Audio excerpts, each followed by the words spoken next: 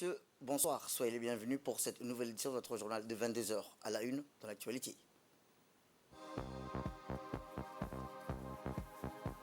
À la une dans l'actualité nationale, le Premier ministre a présidé la cérémonie de la Semaine nationale de lutte contre le VIH-Sida qui s'est tenue au Palais du Peuple. Et enfin, dans l'actualité internationale, direction le Proche-Orient où le bilan des victimes palestiniennes s'alourdit. Il est à 17 997 personnes mortes depuis le 7 octobre dernier. C'était le titre. Merci si vous nous rejoignez. Eh bien, sous le haut patronage du Premier ministre, M. Abdelkader Kamel Mohamed, le ministère de la Santé a organisé aujourd'hui la Semaine nationale de lutte contre le VIH-Sida.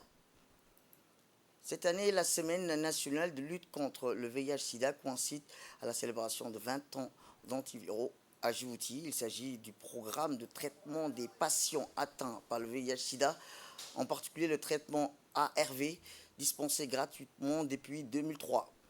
Et depuis 2003, Djibouti a réalisé des progrès considérables dans le domaine de la santé et la lutte contre le VIH-Sida. La cérémonie s'est tenue en présence de la ministre de la Femme et de la Famille, Mme Mouna Ousmane Aden, du directeur du Centre de prévention et d'éducation sanitaire, Yonis Toussaint, la représentante de l'UNICEF à Djibouti et le représentant de l'OMS à Djibouti. Inauguré en 2001 par le président de la République, son Excellence Ismaël Merguele, le centre Yonis Toussaint offre des prestations et des soins préventifs ainsi qu'un accompagnement psychologique qui est indispensable dans la lutte contre la pandémie du sida. Isno Farah, au nom des personnes, a-t-elle rappelé, vivant avec le VIH-Sida, a pris la parole pour soumettre à des doléances au Premier ministre et les autorités présentes à la cérémonie. C'est surtout la stigmatisation, dit-elle. Les patients ne viennent pas au centre parce qu'ils ont peur que les gens les voient entre. Alors parfois, ils nous appellent et se tiennent à proximité du centre pour que nous allions leur remettre les médicaments. Sur leur leadership du président de la République, son Excellence Mohamed Guelleh, des données probantes recueillies au fil des années montrent clairement que Djibouti a réalisé des progrès considérables en matière de lutte contre le VIH-Sida, malgré la stigmatisation, empêchant l'accès aux services, entrave l'efficacité des ripostes au VIH et coûte des vies. Pour faire en sorte que les gens soient testés et traités en dépit de la stigmatisation sociétale, il faut trouver des moyens originaux à atteindre les personnes les plus exposées au VIH, a mis en exergue la présidente de l'association des personnes vivant avec le VIH-Sida. En première partie, on a eu seulement 21 qui ont été testés séropositifs et toutes ont été mis sous le traitement. Et ça, c'est vraiment une grande réussite. Et si vous avez vu la statistique et les grandes réussites du pays, je voudrais vous vraiment féliciter pour ça. Aujourd'hui, j'ai l'honneur de me trouver devant vous alors que nous commémorons la Journée mondiale de lutte contre le sida ainsi que les 20 ans de la thérapie antirétrovirale à Djibouti. Cette étape marque non seulement nos réalisations collectives, mais nous permet également d'honorer les vies de ceux qui ont été sauvés par l'introduction du traitement antirétroviral, de nous souvenir avec respect des vies de ceux que nous avons perdus. Il y a 20 ans, le VIH-Sida jetait une détresse sur les communautés, important avec lui la peur, la stigmatisation et la dévastation. Eh bien, dans son discours, le ministre de la Santé, M. Ahmed Roble Abdillah, a exhorté tous les partenaires nationaux et internationaux à s'engager davantage pour freiner la propagation du virus. Nous commémorons cette année un double événement, celui de la Semaine internationale de la lutte contre le VIH-Sida, mais également le 20 ans de l'introduction du traitement antirétroviraux à Djibouti. Le fléau du VIH-Sida est apparu sur notre continent dans les années 90. Il a déchiré de nombreuses familles dans notre pays et causé de nombreux décès sur son passage. Toutes les familles des différentes communautés vivantes dans notre pays furent touchées de plein fouet par cette épidémie. De nombreuses personnes ont perdu des proches sans exception. Cette situation était principalement due à l'absence dans nos structures de soins de traitements thérapeutiques ARV. Pour y faire face, mais également les traitements coûtaient très cher. C'est ainsi que le gouvernement djiboutien a su apporter une réponse concrète et salvatrice à travers le plan national stratégique intersectoriel de lutte contre le VIH-Sida, qui a été initié par le chef de l'État, président de la République, Al-Hajj Ismaël Omar Guelleh, en 2002. Il a également initié le volet hautement prioritaire de la prise en charge thérapeutique sous ARV des personnes vivant avec le VIH. Le 10 plan national stratégique a été mis à jour à plusieurs reprises depuis 2003 jusqu'en 2026. L'un des objectifs était de renforcer la prise en charge globale des personnes vivant avec le VIH et les personnes affectées en mettant au moins 90% de ces personnes sous traitement ARV d'ici 2026. Le programme de traitement des patients vivant avec le VIH, mis en œuvre par le ministère de la Santé, a changé considérablement la donne. Dès la première personne prise en charge, le traitement ARV est dispensé désormais gratuitement depuis 2003. De son côté, le Premier ministre a indiqué que pour parvenir aux données affichées et étayées par les présentations auxquelles vous venez d'assister et dont nous sommes si fiers, la route fut longue et sinueuse. Écoutons son discours. 20 ans est certes un âge où on atteint une certaine maturité. C'est également un moment charnier où on s'interroge sur le passé pour se positionner judicieusement pour l'avenir. En cet instant solennel, je voudrais bien qu'on se remémore de toutes les difficultés, embûches et incompréhensions rencontrées au cours des premières années de l'apparition de ce fléau mondial en République de Djibouti, et notamment déni d'acceptation, stigmatisation, interprétation parfois erronée d'ordre religieux, culturel, etc. Il a fallu donc l'obstination, les engagements forts et louables des ministres de la Santé de cette époque, la persévérance de ceux qui les ont succédés, et en particulier la ferme volonté et les encouragements stimulants d'un président de la République très sensible à cette question pour se frayer un chemin dans ce microsome et instaurer un climat apaisé pour mener une lutte systématique et ordonnée contre le VIH-Sida. Notre système de santé s'est doté de tous les dispositifs indispensables pour mener cette lutte avec ténacité. Mesdames et messieurs, depuis un long chemin a été parcouru. Aujourd'hui, avec l'avènement de la trithérapie antirétrovirale, l'infection par le VIH-Sida s'est progressivement transformée en une maladie chronique. Les traitements antirétroviraux se sont considérablement simplifiés pour la majorité des patients. Le chemin parcouru par rapport aux traitements très compliqués du passé est donc considérable. Les prouesses pharmaceutiques projettent bientôt aboutir à 2 injections bimensuelles selon les sources médicales.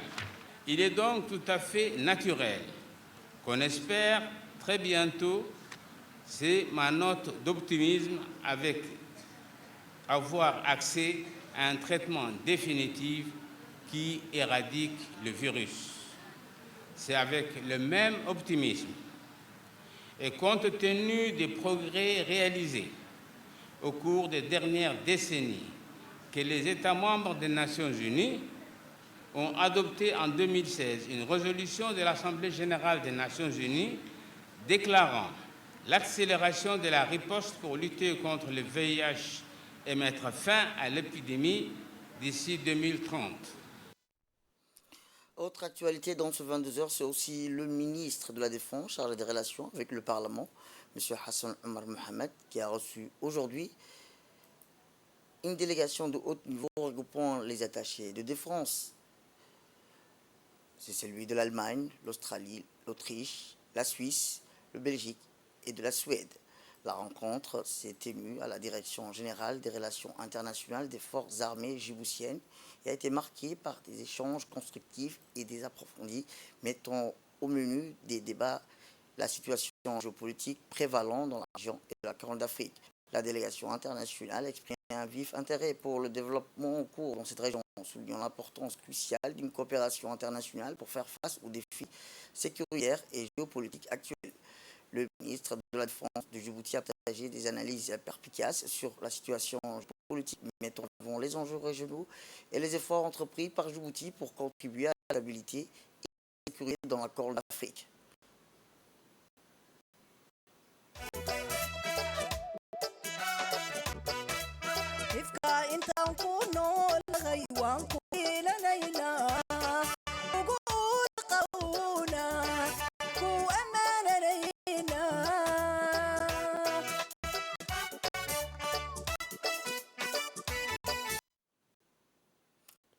La troisième édition de la Foire internationale de Djibouti vient de s'achever hier soir dans l'esplanade de l'hôtel à Contelascan en présence des plusieurs officiels du pays, dont le ministre du Commerce et du Tourisme, M. Mohamed Ouarsama-Dirié, et le président de la Chambre de Commerce, M. Youssouf Moussa Dawale. Inaugurée la semaine dernière par le chef de l'État, son Excellence Ismaël Al-Maghili, cette troisième édition de la Foire commerciale internationale de Djibouti a été organisée par la Chambre de commerce de Djibouti et a réuni quelques trentaine de pays issus de tout le continent. Des centaines d'entreprises djiboutiennes et étrangères ont étalé durant une semaine leurs produits et services sur quelques centaines de stands éparpillés dans l'esplanade de l'hôtel Red Sea World.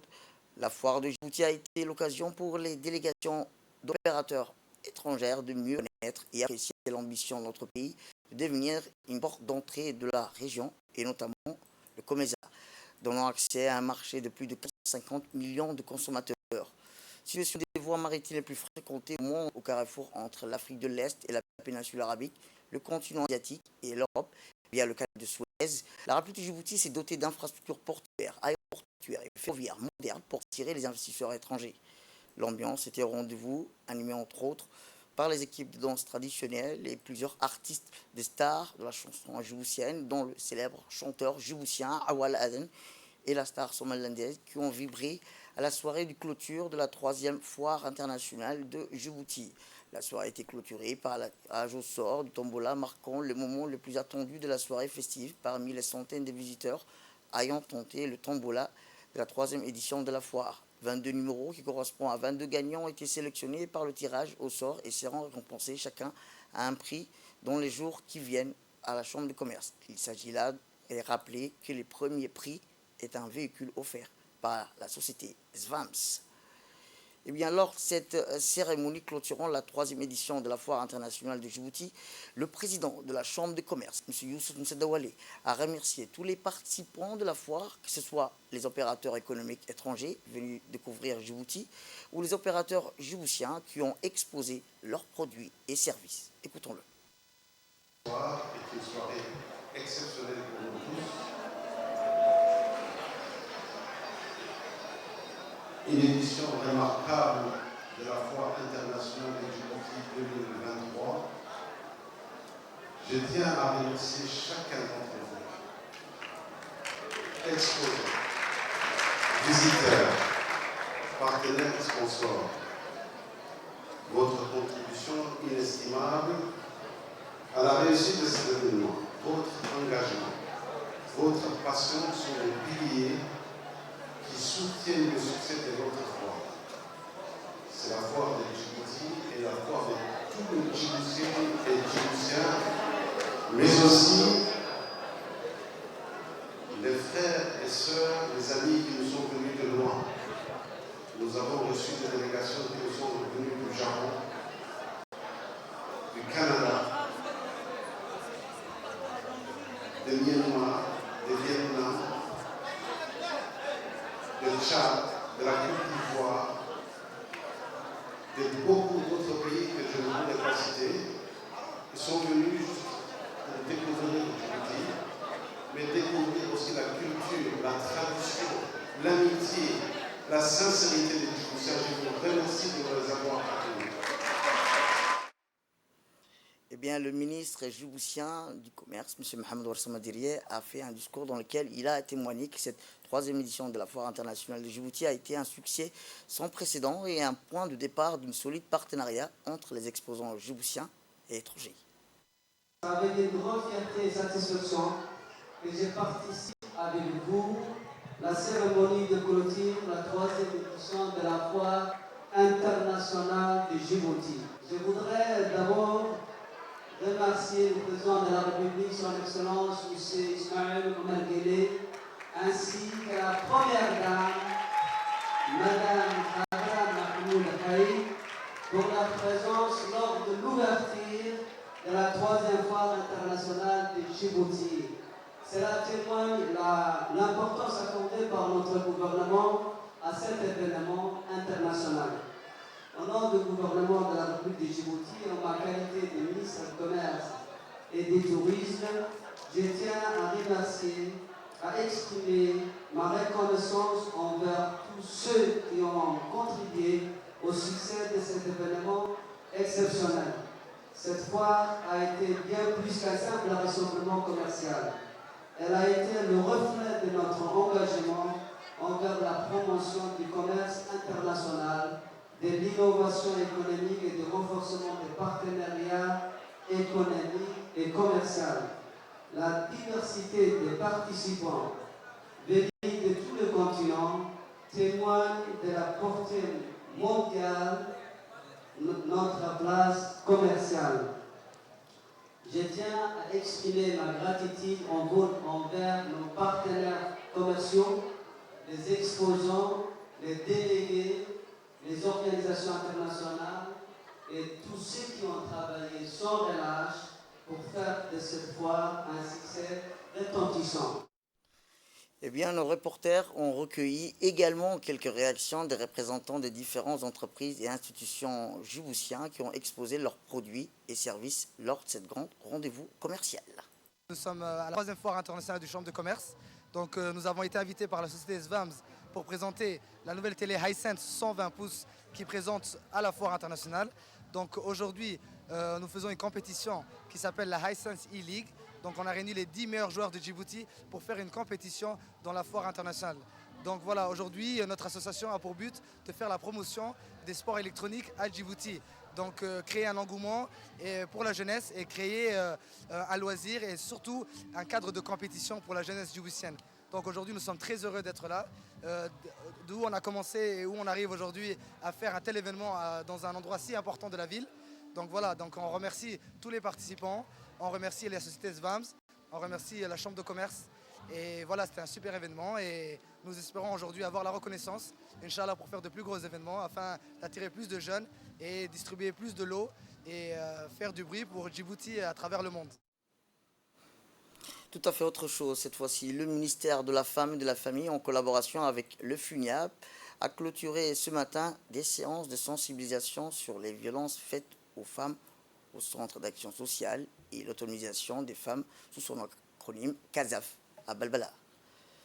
Cette sensibilisation avait pour objectif de donner des bonnes informations concernant la gestion et la prévention des violences basées sur le genre, mais permettre aussi à ces jeunes apprenants de bénéficier d'un encadrement psychologique.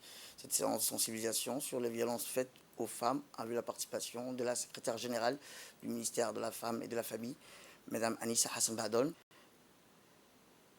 du conseiller technique du ministère de la Femme, M. Ahmed Gaba, et de la directrice du CASAF, Nim'a Yonis. À raison de 30 donc apprenantes par groupe, hein, donc par groupe de 30. Et donc, c'est des sensibilisations pour tout type de violences qui peuvent subvenir donc, dans la vie des jeunes filles, des jeunes apprenantes que vous êtes. Et donc, cette formation ou cette sensibilisation ou ces journées de sensibilisation ont été assurées par Madame Saïda au cadre du ministère de la Femme et de la Famille et Madame Aou, psychologue. Eh bien, pour plus de précision, écoutons la secrétaire générale du ministère de la Femme et de la Famille, Mme Anissa Hassan Badon. Aujourd'hui, on est là pour clôturer cet atelier qui a duré pendant ces 10 jours, et pour parler plus particulièrement de tout ce qui est violence faite aux femmes et aux jeunes filles. Quand on parle des violences, on parle souvent, la première chose auquel on pense, nous, c'est les MGF, les mutilations génitales féminines, comme vous le savez, qui est une violence faite à la petite fille et qui a une conséquence sur toute la vie de la personne adulte. Aujourd'hui, vous avez été formés, sensibilisés pour qu'à votre tour, vous serez des adultes, vous serez des responsables, pour que vous aussi, vous puissiez prendre les bonnes décisions. Le ministère de la Femme et de la Famille, avec l'Union nationale des femmes djiboutiennes, nous faisons beaucoup de travail à travers l'UNFD et au ministère pour former, pour encadrer les jeunes filles. D'abord pour les former, pour qu'elles trouvent du travail dans les métiers, mais aussi pour les sensibiliser et les informer des dangers que les violences peuvent engendrer. Aujourd'hui, nous sommes là dans le cadre d'un projet qui s'appelle que le FUNIAP, c'est le Fonds des Nations Unies pour la population, a financé. Donc, nous travaillons avec l'UNICEF et le FUNIAP pour la lutte contre les MGF, les mutilations génitales féminines. Et ça fait partie c'est un programme pour sensibiliser les filles, pour les former, pour les informer aussi. Quand on dit formation, ce n'est pas une formation diplômante, mais c'est une formation pour vous dire les dangers de la vie. Comme vous savez, la jeunesse, c'est notre richesse, c'est l'avenir de notre pays. Donc, l'effort du gouvernement et les partenaires, c'est pour que les jeunes filles qui sortent ici, elles sortent avec le maximum de bagages, que ce soit en formation en métier ou que ce soit en formation pour elles-mêmes, pour qu'elles sachent comment elles vont s'intégrer dans la vie de tous les jours. Sans toutefois oublier que nous avons une religion, que nous avons une culture. Une religion et une culture nous donnent aussi comment se comporter en société et comment agir dans les pires des cas. L'agence turque de coopération et de coordination en étroite collaboration avec l'association de la pêche artisanale a organisé ce matin au port de pêche de Djibouti un atelier de réparation et de maintenance des bateaux de l'association pour le développement de la pêche artisanale de Djibouti. L'événement se veut avant tout de former l'association de la pêche sur les méthodes et techniques appropriées pour réparer un bateau en panne et leur apprendre les fonctionnalités des outils techniques octroyés pour la réparation et la maintenance des bateaux. Et ont participé à cet atelier, outre le président de l'association de la pêche, Ayan Liban, les hauts gradés de la garde-côte djiboutienne, les militaires d'escorterie, le coordinateur de TICA, l'attaché militaire de la Turquie et des affaires intérieures, basé italien, ainsi que les pêcheurs. Le président de l'association des jeunes pêcheurs, en l'occurrence Ayan, a dans son discours remercié l'association et la TICA pour leur travail en synergie effectué pour la réalisation de cet événement. Nul doute que ces matériels techniques qui ont été acquis grâce à l'appui financier de la TICA serviront davantage les pêcheurs. La TICA, depuis 2015, œuvre sans relâche dans le social et se faisant depuis le gouvernement djiboutien dans toutes les actions relatives au développement socio-économique de Djibouti.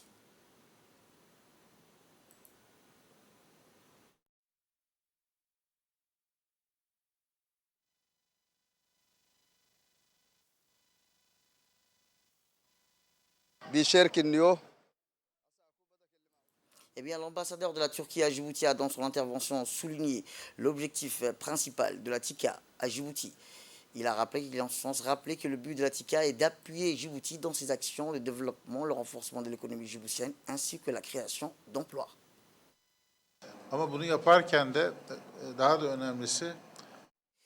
Le plus important est, a-t-il rappelé, de renforcer les capacités humaines en plus d'octroi des dons des matériels, a-t-il déclaré l'ambassadeur de la Turquie à Djibouti.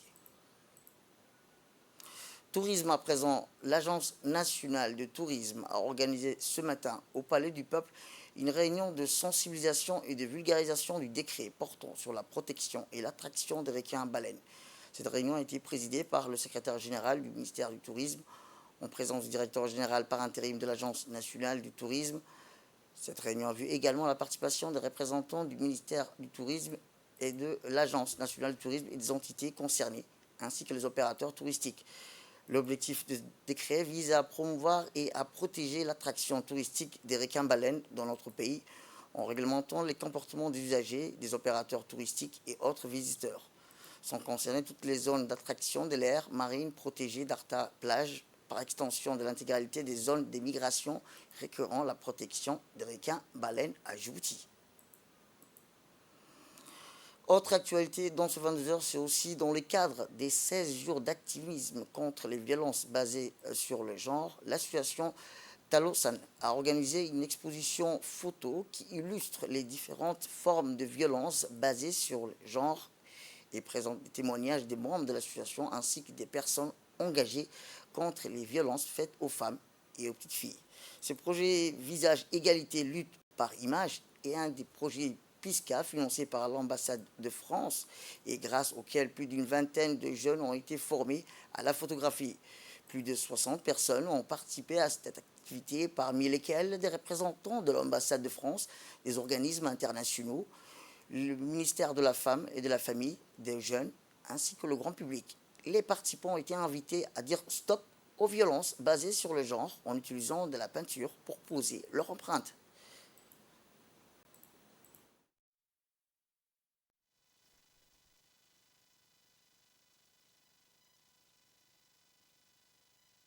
Qui lutte contre les violences basées sur le genre.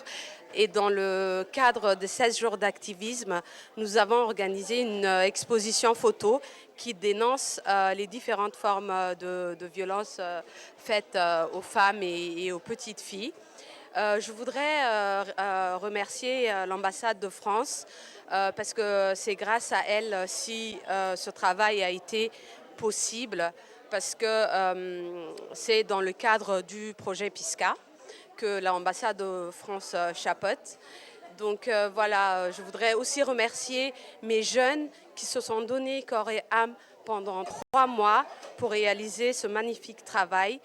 Cette exposition est une exposition itinérante et je lance une bouteille à la mer parce qu'on voudrait en faire un outil de sensibilisation. Si vous êtes une institution nationale ou internationale, si vous êtes dans le privé ou dans le public, que ce soit les universités ou les lycées, on pourrait vous prêter notre exposition. Et dans l'actualité internationale, je vous le disais dans le titre, le ministère palestinien de la Santé à Gaza a annoncé qu'hier que le bilan des victimes palestiniennes depuis le début de l'agression israélienne contre la bande de Gaza s'est alourdi à 17 997 morts. Le porte-parole du ministère de la Santé a indiqué que Ashraf Al-Qudra a déclaré lors d'une conférence de presse que le bilan de l'agression israélienne contre la bande de Gaza atteint les 17 997 morts palestiniens depuis le 7 octobre dernier. Et a ajouté que le nombre total de blessés en cours de la même période s'est élevé à plus de 49 229 citoyens. Rappelons que l'Assemblée générale doit se réunir demain après-midi pour discuter de la situation à Gaza. L'armée israélienne poursuit ses frappes aériennes et ses combats au sol dans l'enclave. La réunion qui aura lieu mardi, demain, au cours de l'après-midi, a été réclamée par les représentants de l'Organisation de la coopération islamique et du groupe A.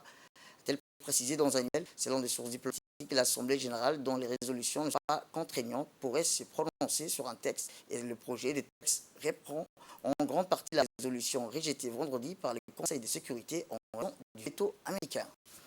C'est tout pour cette édition. Merci à vous de nous avoir suivis. Restez avec nous pour suivre nos programmes télévisés. Le programme continue sur Télé Djibouti.